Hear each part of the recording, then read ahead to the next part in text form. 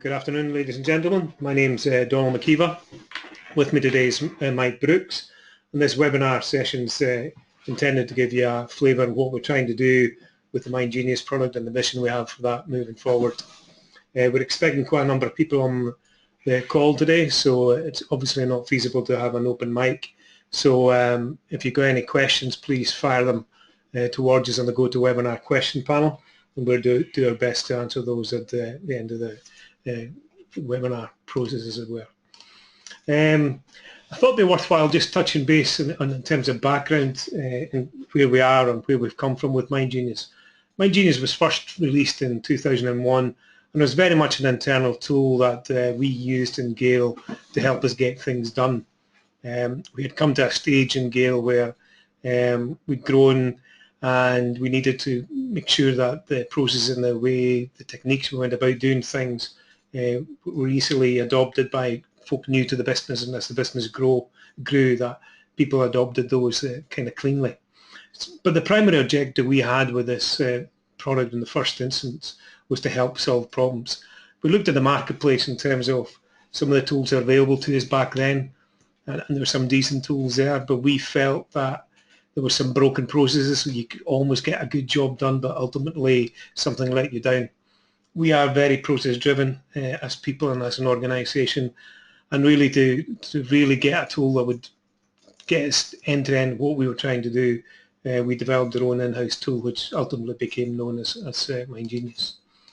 So although it started off as a product to try and help solve problems, it soon became our go-to tool across the business in managing meetings and managing actions and managing projects. In terms of planning, used extensively in planning, from business plans to defining strategies, aligning those strategies with objectives and making sure that the projects and everything that everybody's working on was all aligned and the business heading in the right direction. It was also used a lot in terms of content generation across the business, be it training materials, be it promotional videos, be it marketing campaigns, be it sales pitches. Basically, this tool was used extensively to help define those. And I think an area that is often overlooked, the value of a tool such as MindGenius is in sales conversations, or when you're discussing with clients their situation, where you're trying to get an understanding of where they are and, more importantly, where they want to be. I've never found a tool better than MindGenius in terms of being able to capture that, organise it, and then help understand where you're going to make progress and move forward. Also, the real role that this tool played for us over the years was in terms of reviews, be it strategic reviews ahead of project implementation. Certainly in the Gale days, ahead of some of all the projects, we would sit down with the project team, the client project team, and confirm and understand absolutely everything that we were trying to do with them, the objectives, the timing, the people involved, who was doing what. So the whole strategic review came through that. We also used it extensively for retrospectives, performance reviews within the business itself, and we'll talk about that a bit more later on, and ultimately for staff reviews as well, ideal just for capturing stuff and feeding information back to people. And if you look back and try and understand why we used it for everything, there's certain things that helped in terms of using MindGenius. It gets you straight to the point. It's very easy to spot relationships and associations and how things are linked to each other. There's logic to it. There's an implied logic. There's a sequence. There's a process that comes from how the maps are constructed. But probably more than anything else, it helps you quickly spot gaps. We all know it's relatively simple to assess something that's in front of you. It's much harder to review something and try and spot what's not there. So the type of visual relationships that you have here, it makes it easier to spot gaps, as it were. And it soon became MindGenius as a mindset as opposed to be a product. So the MindGenius mindset, it probably very reflective of how Derek and I ran the business. It helped us grow and ultimately sell Gale, having developed a very successful company. And really part of that culture and part of what MindGenius brought to the table, there's no waffle, there's no reports, nothing's buried in the 54th page of a 60-page document. It's all about maps, focusing and writing on the issues. There's no room for hiding, kind of straight to the point. We are very straight to the point, people who don't muck about. Allows you to quickly review things as a framework, allows you to spot things early, and that's hugely important, being able to spot things early before more time and energy is wasted building on top of something that's never ever going to fly, as it were. Ideal to be using MindGenius early on in the process of reviewing the framework of where we're going. And ultimately, it makes it harder to make mistakes, and it makes it harder to overlook things, and allowed us to be a really productive unit. And I think what folk don't really realise when they're using a tool like this is it allows you to strategize and plan when you don't even know you're doing it. And we found that really, really beneficial to us. So MindGenius, I'll repeat again, to me is a mindset supported by a piece of technology, but it's geared around, let's go on with it, let's go do it. However, you know, we look, since 2001, a lot has changed. Expectations in terms of technology are hugely different. 15 years ago, you know, it was perfectly acceptable for software to be installed on one PC, to be tied to one platform back in the day where Windows dominated the marketplace, possibly 98% of the marketplace at the time, Apple coming in with 2%. Today, though, you know, everybody expects their software to be available whenever they need it, wherever they need it. So you hear the phrase anytime, anywhere, any device. And the expectation is whether you're at work, when you're at home, where you're traveling, the business tools that you use day and daily are available to you, whether you're online or whether you're offline. And if we look back, the game changers, obviously iPads, when they first came out, folk were wondering, what the hell is that all about? But the big thing that iPads brought to the table was this ability to work offline, and then once you were back online, kind of consolidating data between what was offline and offline. And we used that extensively in terms of airline safety, stuff getting recorded at 37,000 feet when there's obviously no signal, but then when you come back down into signal, then all the databases are synced and all information sent backwards and forwards. Smartphones obviously have changed the way folk engage with technology these days, and Facebook is a game changer. Well, you'd love or hate Facebook, probably more on the hate side of it than the love side of it, but ultimately everything has become more social as a result, everything has become more visual as a result, and business software has had to learn to deal with that change. So you find that the business tools now are far more visual. And, you know, we have to look at multi-platform as a norm today. If I look around my office, if I look around my home, you know, there's Windows tools, there's iOS, there's Android, there's PCs, there's tablets, there's phones. And basically, whatever I'm working on, it doesn't matter what device I've got available to me on my hand or in my hand, I expect to be able to access the business software I'm using at any point. So multi-platform is now the norm rather than a unique thing. So what did that really mean for MindGenius moving forward? If you looked at what we had, looked at the architecture we had going all the way back, it was fairly obvious for us to have a future. We had to redesign this product from the ground up. There was simply some things that architecturally we could not do that would need to be available in tools and the expectations of how folk engage with tools today. So recognizing we were going to start from the ground up, it was also an opportunity for us to look at this point what this product ought to be in the future. It shouldn't just be a mapping tool. We should go back to core principles, a product to help get things done, because ultimately that's what this product is all about.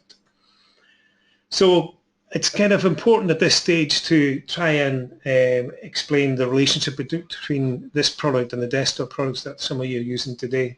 MindGenius Web is completely standalone. It's not dependent on the desktop. You don't need a desktop license to use it. They both work as separate products in terms of being standalone in their own right, but they also both work together. In other words, your desktop files can be uploaded into the web tool, and equally the web files can be taken down into your desktop. There's a good reason for that. There's 15 years of development gone into MindGenius Desktop, and we've only been working on the the web-based product for 18 months. So obviously not all the capability and functionality in the desktop product is available in the web product at the moment. So it makes sense that where it's necessary to exchange information up and down, you can do to get the functionality you need, but equally the data is maintained at all times. You never lose data.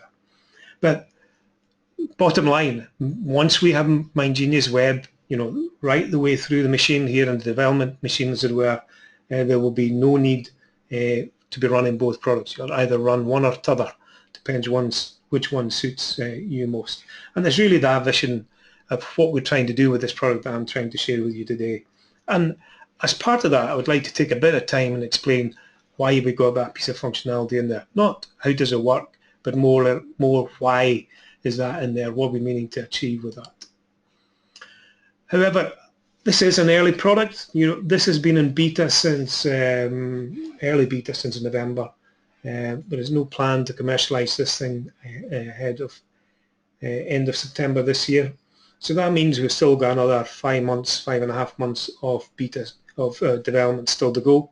And it's significant what can be achieved in 5.5 months. So it's important that you recognize that when you're looking at the product today. It's still got 5.5 months to run. The product will change significantly in that 5.5 months. And I'll try and explain that to you as we go through. It's also important to note that we're not trying to replicate everything in the desktop version. We believe we're going way beyond what the desktop version was ever capable of achieving, but it doesn't mean that we're going to carry over all the functionality either. We will develop functionality in the product to support the use cases we think will help people get things done, as it were. The other thing of note, even at this point in time, the product we have today works on any device, works on any platform, PC, Apple, iPad, smartphones, tablets, iOS, Android, Windows, you name it, this thing works on it even today. So you can use it on any of those platforms as of today. So that's enough in terms of taking you into, as an introduction. I'm now going to walk into the product itself, and just bear with me a second while I change my screen over. So the first thing I want to try and make you familiar with is this area here. I'm going to go up to the top here and pick up on the map list. And this is basically your home screen at the moment of all files, all MindGenius files you have, files that you have created yourself, files that have been shared with you by some of your colleagues, and files that you have shared with colleagues as well. You can have them as files, and you can have them as folders in the same way you'd expect in Windows Explorer, as it were.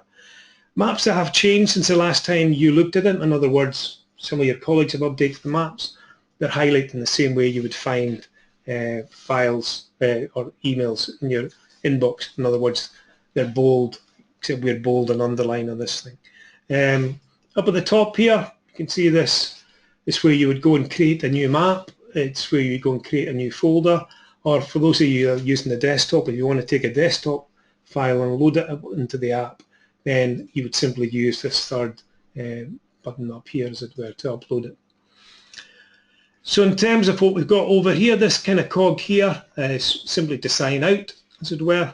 And then down at the bottom here, we've got an area to take you straight through to some beta frequently asked questions, and also to send us some feedback as well. So these are the kind of things that we've got in the main user area at the moment. This will turn into a full workspace. We'll talk about that later on, and a full dashboard as the product changes significantly over the summer.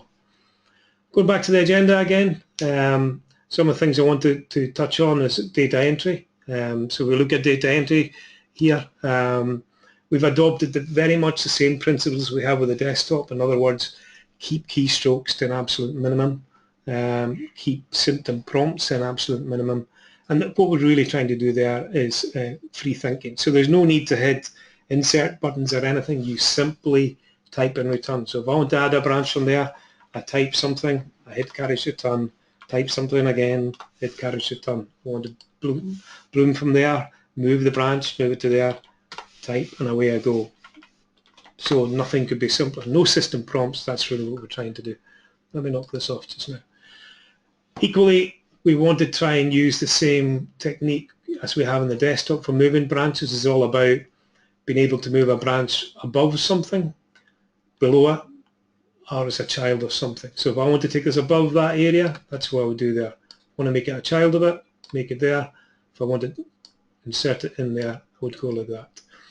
If I want to go create a branch between that and that, all I did is hit carriage return, and now I've got another branch to come in there. So very, very simple to have information added to the branch. So hopefully those of you familiar with the desktop product, you can see the relationship between the two.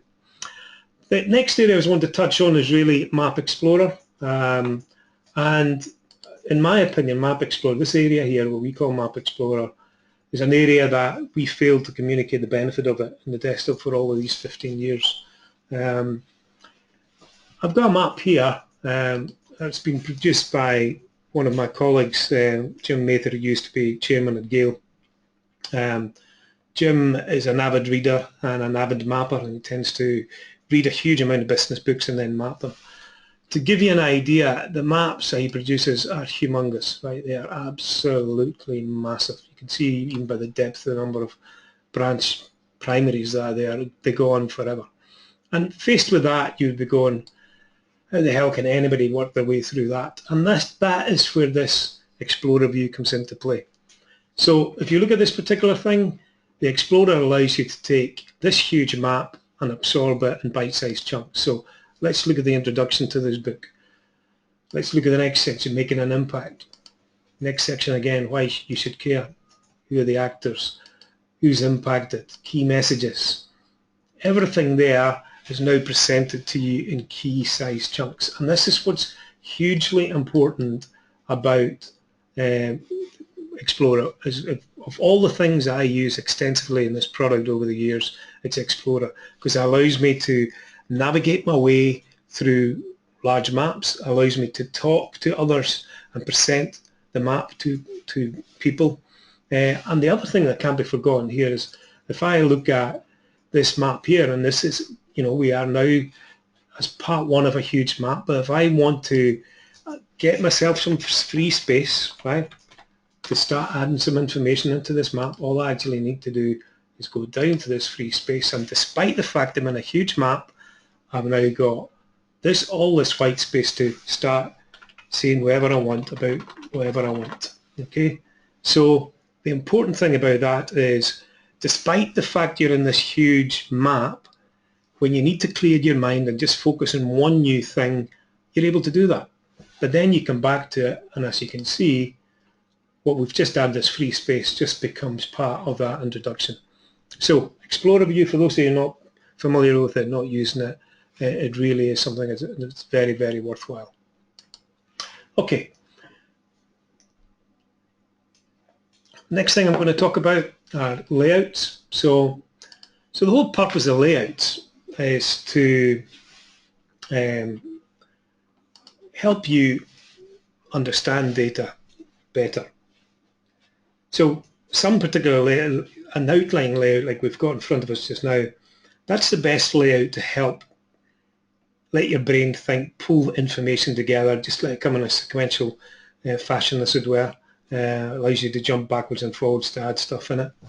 So it's ideal for capturing stuff, but it's not at times the best way to try and understand stuff. So for that, we need to look at stuff differently. So we're looking at business goals here, marketing, learning, development, operations.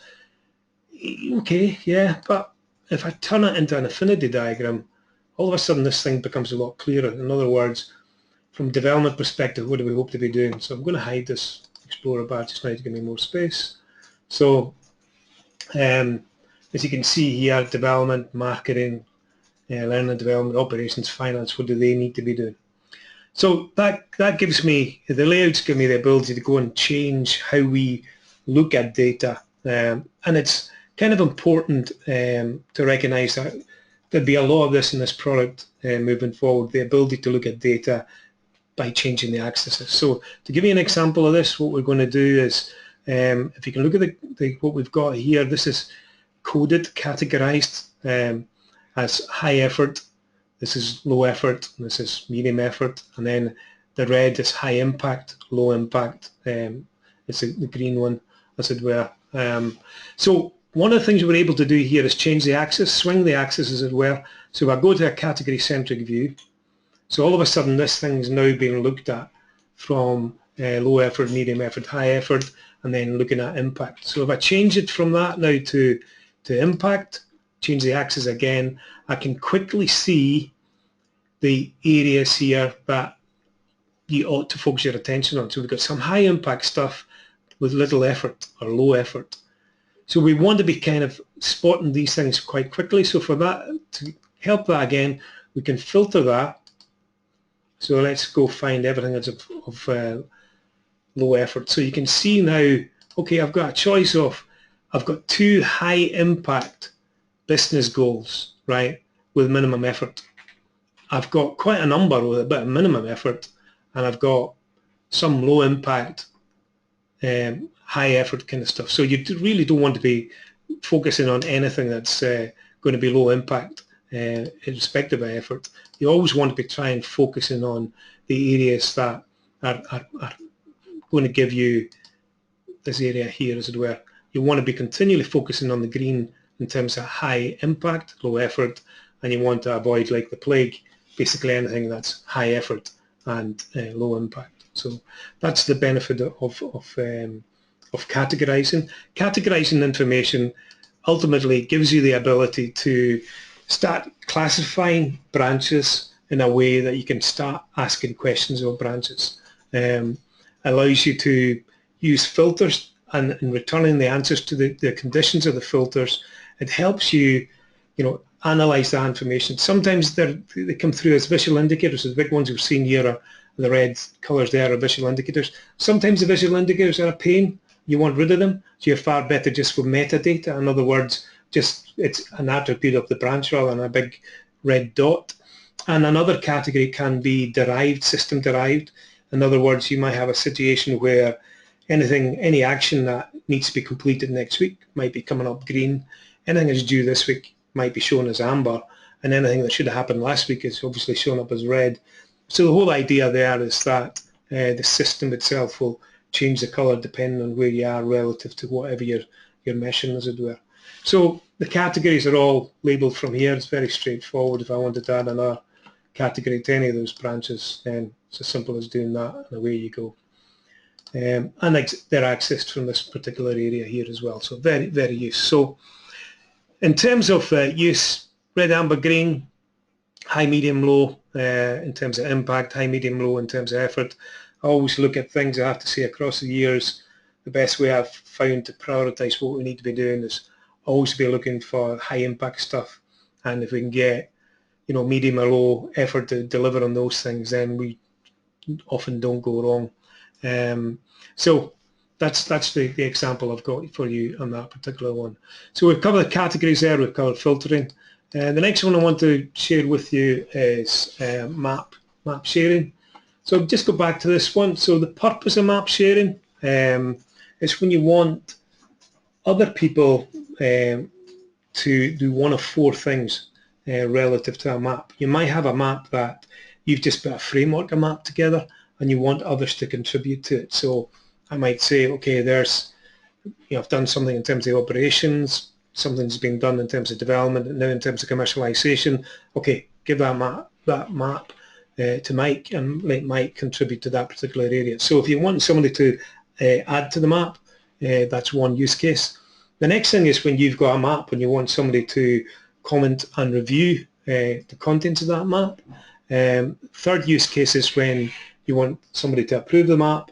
And the fourth use case is when you want just to make this map freely available. In other words, it's tied down, you can't go change it, but it's just free information made available to people as you see fit. Sharing the map is very easy. It goes back to this little share indicator that you see up here. So I want to share this map with anybody. If I want to go and share it with Jamie Rorison, you can see as soon as I start typing, Jamie's identified, add him to that. If I want to put some words around about that, I could, or whatever I want Jamie to do. And then he will get an email, he will get access to that map, and he will be get invited to look at it. Now, there's an important thing when you start to share maps. One of the things you need to keep control of is, okay, who's adding them, who's doing something to it, how do I find that information out?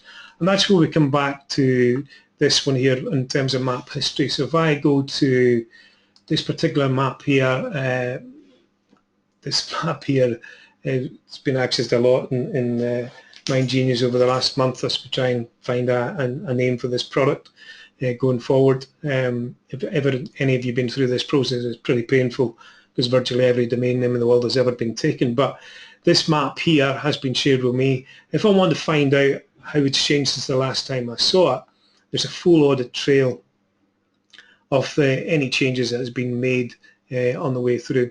Now, the reason behind this is like a building block to when you go into your system.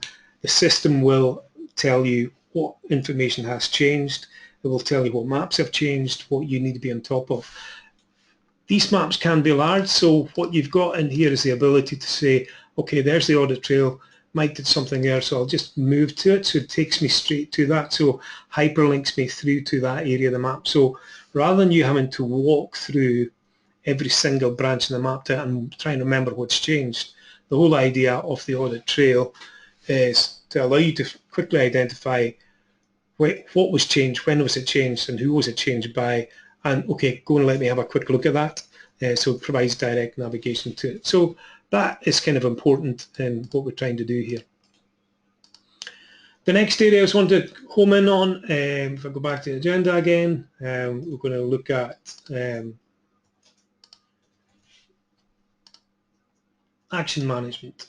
Okay, so we've got quite a long way to go with action management, but I'm going to try and paint the picture of where we're going with it.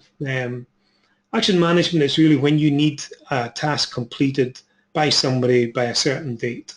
A typical use is you assign that to one of your team. They would be reminded of it, or they would be alerted to the fact they've been assigned an action. They would be reminded that the date was coming up for to be complete by. If they hadn't done it, they would be reminded that they were running late, and you'd be told they were running late as well.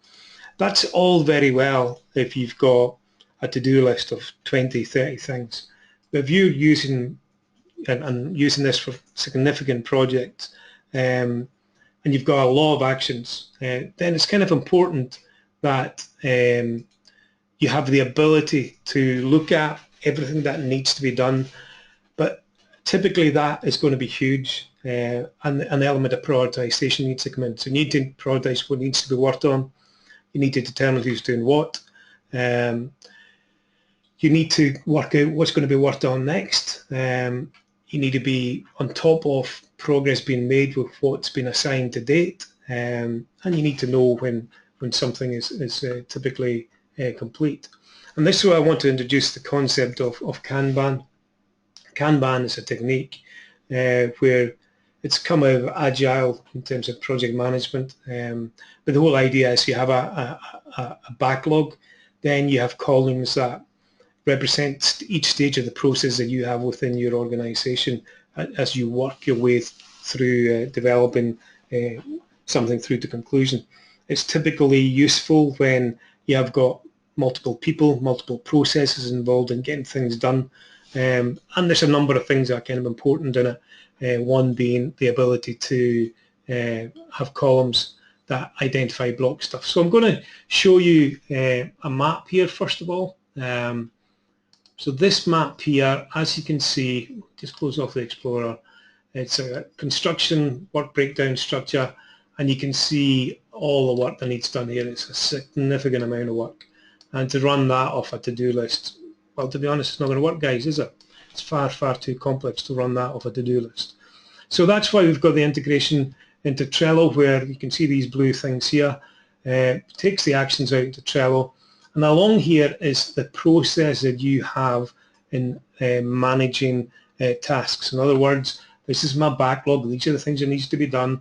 This is my priority. This is what's coming up next. This is currently work in progress.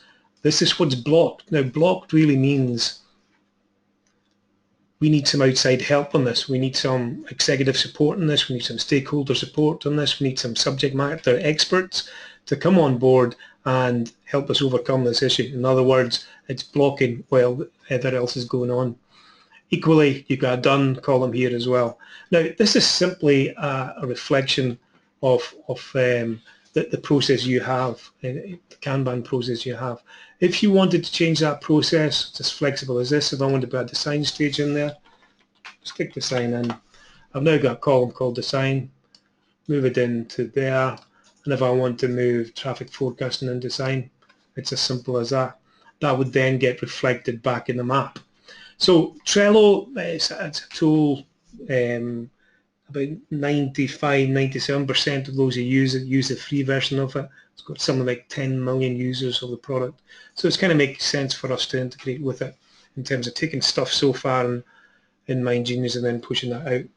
Also, I think you will recognize some of the category-centric views that we were shown earlier on, that ultimately the swim lanes that we have here for process will actually be built into MindGenius Web itself. It will have its own Kanban system built in. If you want to move things to Trello and you're used to Trello, you can do that, but equally you'll be able to do everything like that within the product as well. So Trello is pretty powerful in terms of Kanban and pretty powerful in prioritizing what you really need to be doing next. So hopefully that gives you an idea of what we're doing there. Okay. Next thing I want to touch on is what we've still got to come here. So let me just go back.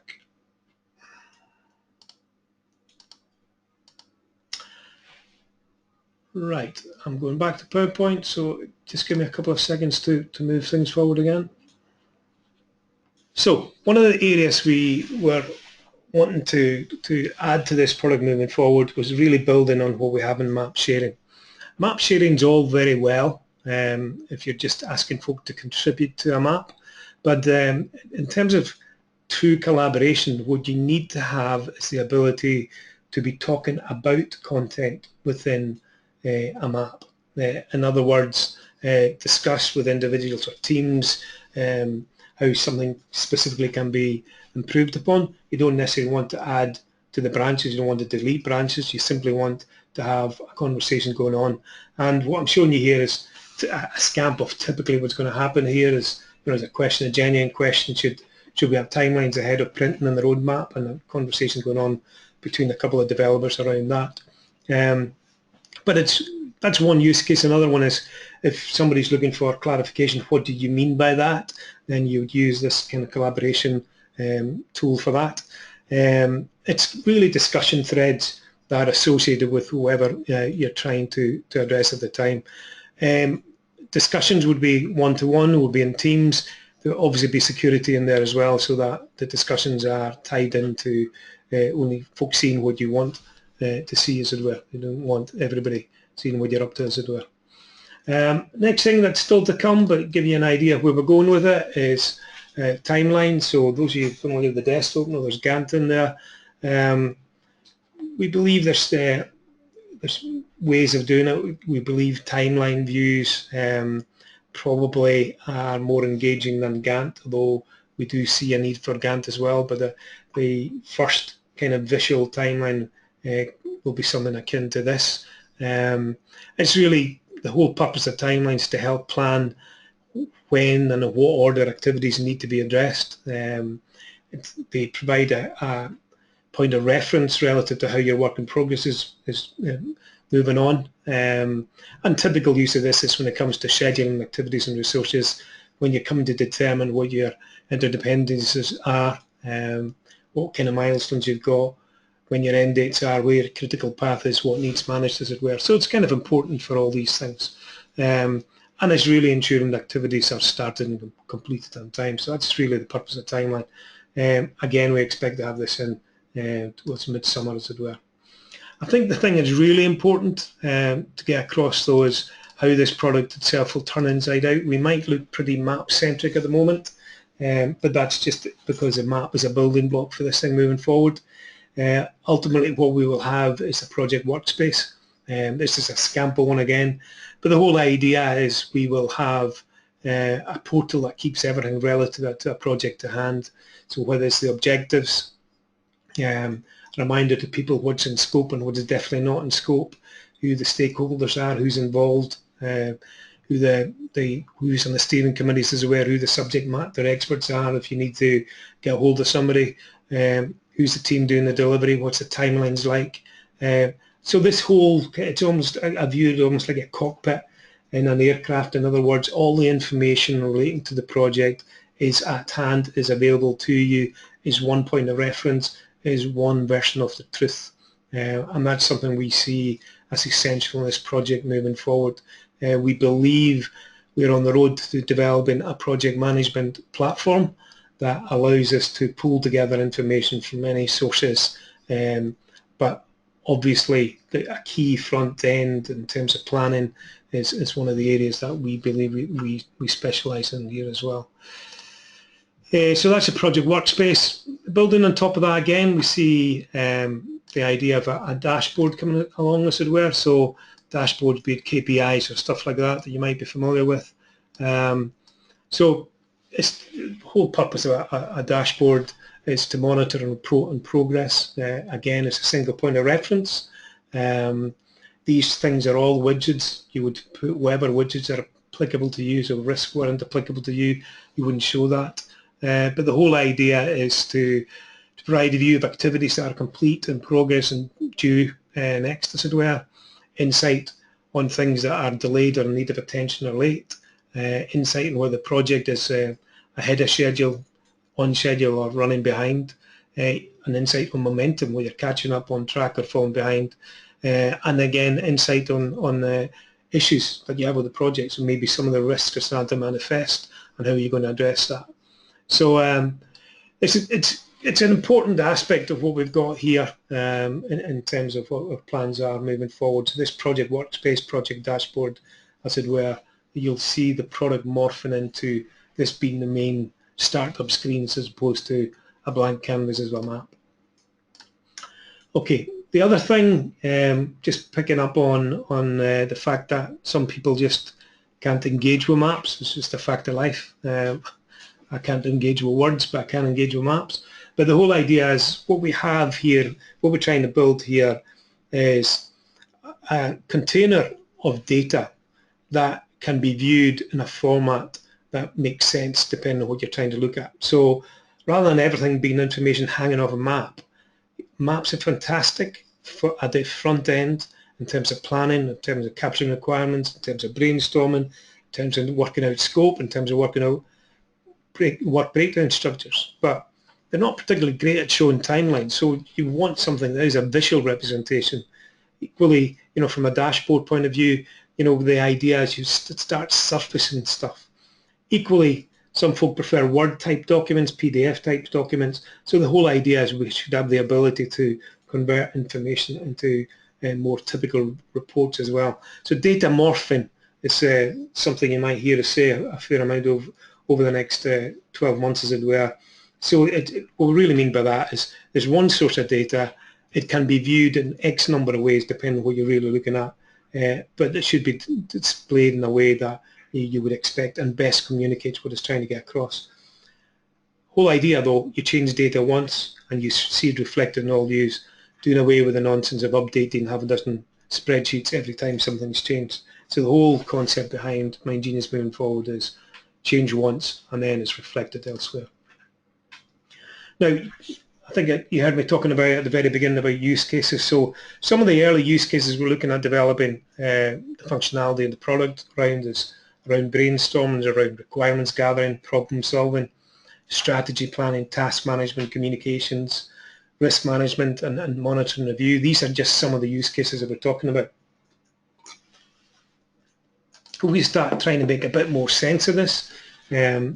We see this thing, these building blocks effectively give us this practical project management, as it were. 6 components to the where understand objectives, gathering requirements, agreeing scope, creating the plan, delivering what we need to, and then lessons learned. We've got monitor and review in there as well. So what we've got in here is an and understand the objectives. What's the business case, right? So we're starting off the projects. What we're trying to do in terms of requirements. We might need some brainstorming. We might need to pull information together from questionnaires. We might need to do some interviews. It doesn't really matter. We need to gather requirements. Ultimately, we need the project scope. And as we all know, that's what MindGenius has been brilliant for over the years, the ability to take information and then start grouping it and using the groups to determine what's related, what's not related, starting to use some of the categorization to try and see themes and trends appearing. And ultimately the plan here is to help get folk understand what's in scope and what isn't in scope. And then as we move to identifying what deliverables, in other words, how we're going to do something, creating work breakdown structures and then seeing how they start fitting into the plan. What's the sequence of delivery, what's the timelines looking like, what kind of risks have we got to manage all the way through, as it were. There'll be countless meetings, no doubt. How do we manage those in terms of meetings and minutes and actions coming out of those things? We'll be no doubt encountering problems along the way. How do we manage those? Change is always the dinosaur, as it were, in managing projects. When change comes along, and making sure that change is carefully evaluated before we decide to take it on board. And ultimately everything has to do with delivering the project. And that's really what we're trying to do here in terms of monitor and review as well. That should say monitor and review is an old diagram I've got, unfortunately. Lessons learned is important, of course, but the lessons learned is across the whole journey here. So lessons learned is typically what we'd have in retrospectives. Retrospectives is a fortnightly review of how things have gone, how things have, in other words, have we done things the way we'd expect them to do? What do we want to carry on doing? What do we want to stop doing? What do we need to start doing that we're not doing up until now? So these are things that come out of that. So ultimately, where we're driving with this thing is practical project management, recognizing there's two camps at the moment. You've got something like Prince 2 that is far too formal. It's like a sledgehammer to crack a nut for some of the day-to-day projects we have to do. And equally agile, fantastic in a technology company like ourselves, but we recognize that it's sometimes too abstract, too loose for other projects. However, the thing that is kind of important when you look at those two types of methodologies, they share a lot. They share the front-end business case, the stakeholder engagement, the requirements, the scoping, the planning, the resourcing, the constraints, the limitations, everything like that. There's no real difference in between them. Where they typically differ is we look at the traditional waterfall type Prince 2 approach. Everything's planned up front, sometimes when there's a lot of unknowns, and that leads to problems later on where you become a slave to the plan, as it were, simply because you didn't know enough of what was ahead of you when you had to put the plans together. Agile tends to identify themes, sometimes called epics, that need to be explored in detail at a later date. So in terms of action management, at the moment we've got that down as a 3-month epic, but that 3-month will be broken down, has been broken down into, right, what does that really mean in terms of deliverables, what are the things that needs to happen. But the epic is a placeholder, and I find that's a lot easier way of really managing projects at the front end, as it were. In terms of delivery, they differ as well. Waterfall is an absolute end date. You'll get it when it's ready, whereas Agile is far more iterative. We'll give you something when there's anything of use there, and we'll build on that. So if you look at what we did with the early betas for this product, from November we gave folk the engine, and then roughly every 2 weeks the functionality continues to move on. That works perfectly in what we're trying to do here. But you can imagine if you're trying to build a house like that and you gave somebody, there's a kitchen and a bathroom, and in 2 weeks' time I'll give you a bedroom, and 2 weeks' time again I'll give you a lounge. It's not really going to fly, is it? So that's really where we need to try and address the fundamental difference between the two. But we believe we've got an approach to that is a good win-win, and we'll be developing that as we move through the summer. So where are we driving towards with all this? Our ambitions for what can be achieved with this product has really grown. If I look back to where we were, even once we came back from Gale, I hadn't been near MindGenius for 7 years until March last year when we sold on Gale.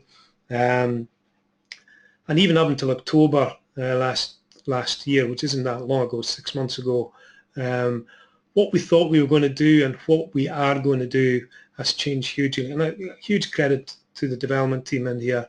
What they're capable of doing has really moved the bar up on what I believe this business can be moving forward and what the product can be moving forward.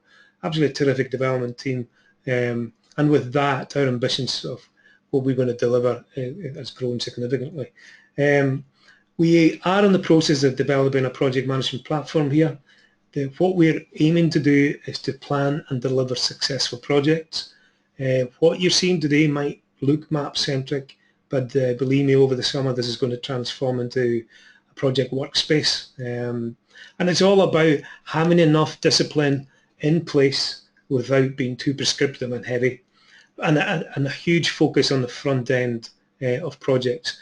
You know, I was reading a statistic the other day, 67% of projects that have failed never had a chance because simply there was not enough time and effort spent with stakeholders understanding what the requirements were, understanding what the business was really needing, and consequently 67% of projects that failed because at the front end they were holed, they were sinking from the day they kicked off. So we've put in a huge focus on the front end here, but it's the whole idea. If we do plan correctly, we will deliver successful projects, which means projects that do what they're meant to do, delivered on time, to budget. That's ultimately what we're trying to get here.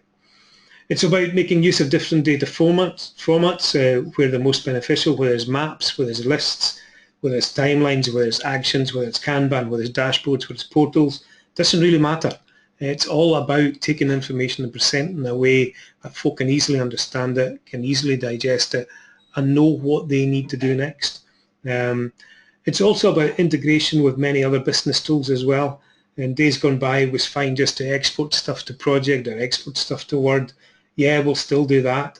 But integration means you pass data backwards and forwards. So at the moment you saw me passing data on to Trello, equally we take data back from Trello.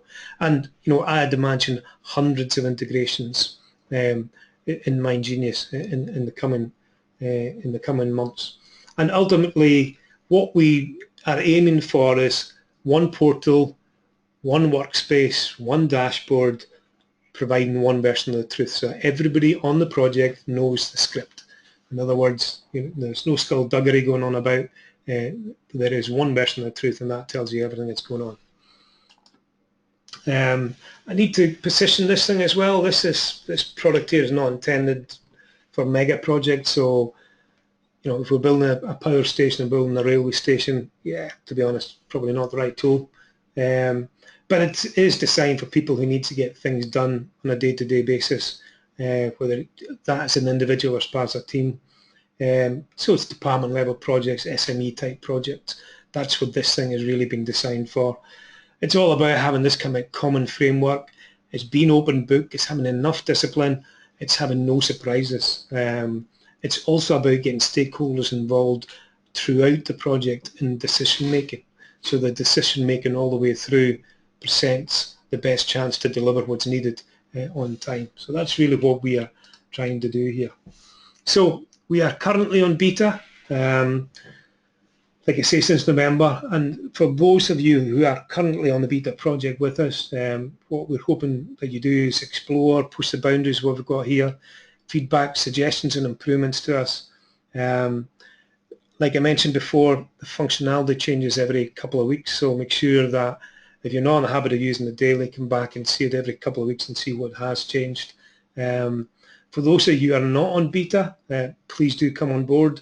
The URL to join up is in front of you there, and no doubt we'll be sending out information on that for those of you who attended. And the other thing I'd like you to do is to tell us one thing you'd like to be able to achieve with a product like MindGenius Web as well. So that's really, I'm coming towards the end of this, and before we move on to the Q&As, Mike, do you want to throw some questions? Lots of great questions today, so thank you very much for those. The first one's really about a chap called Andrew Herbert, and he's got a team of MindGenius desktop users. Yeah. Some of his users have got this aspiration and we're kind of hoping that MindGenius Web might turn into a BI tool, like a business intelligence tool. Well, I think you saw from the scamps that we showed there for, but maybe can go back up to them. These are scamps. There's no doubt these and these are scamps at the moment. I'm not trying to claim anything, but you can see there's a huge element of BI starting to come into this. One of the ambitions we have for this product is that it's a product that people live in daily. So it's not just a product that you use at the front end to plan something. It's a product that, yes, you use it for that, and yes, you got a better chance of product success if you use it to plan. But as you start breaking down the project, as you start really getting on with the project, you live and breathe it, because that's where you find all the information that's relevant to the project you're trying to do. And BI obviously has to become part of that, and we see BI being delivered as widgets at the moment. Great, okay. Good. Another question and theme is around data security. Specifically, somebody mentioned about the cloud-based tools we're integrating with, but then also our own tool as well. Yeah, it's a valid question, and it's also something we've got huge experience with. We transformed Gale, from a traditional SQL type tool with the Enlighten product into, basically a tool that's based on the Amazon platform. I can well understand folks' security concerns. What I would say is that 3 years ago, only 20% of people would really take kind of cloud-based technologies seriously. Today, we're sitting about 50-50. 3 years' time, we're probably sitting at 80%. So there is more acceptance in the marketplace that stuff in the cloud is actually more secure than it is in your own network. But it's a long road to convince some people. But there's been thousands and thousands of papers on it. Most of the systems that you see coming to market today are all cloud-based. Security is of prime importance, but it's not as if you're doing this stuff on your own. You're either using Microsoft Azure or you're using Amazon Web Services, which have got a huge infrastructure and a huge amount of security layers around them themselves. As for ourselves, 27001, we're on the road to doing that. We had it in Gale. Again, we're taking these same policies into play here. So I can well understand the question, but that thing should not be a worry in today's world. Good. That's coming. That's great. Final question. Then we've had a few from around price. If there's any indication of where this might sit. Yeah. So we see potentially 3 different products in here. We see a product that is for folk working off a map, doing what they're doing on the desktop at the moment. Maybe managing actions off it. Maybe having a bit of Kanban in there to help them manage stuff. So we see that as a foundation type product. We see a product where timelines are starting to come into play, where a lot more BI, a lot more dashboards, a lot more information, that collecting stuff from throughout.